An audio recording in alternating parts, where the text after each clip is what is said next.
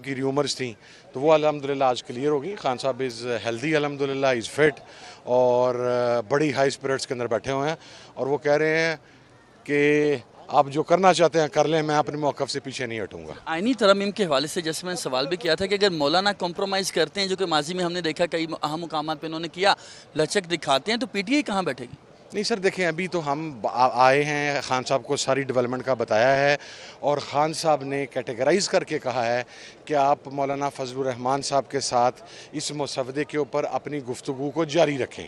हमने जो उसके अंदर चीज़ें थी उससे आगाह किया खान साहब को।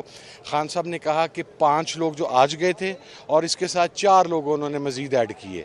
उन 4 लोगों के अंदर वज़ीर आला के पी अली अमीन गंडापुर साहब हैं, शिबली फराज साहब हैं, उमर अयूब साहब हैं और अहमद बचर साहब हैं।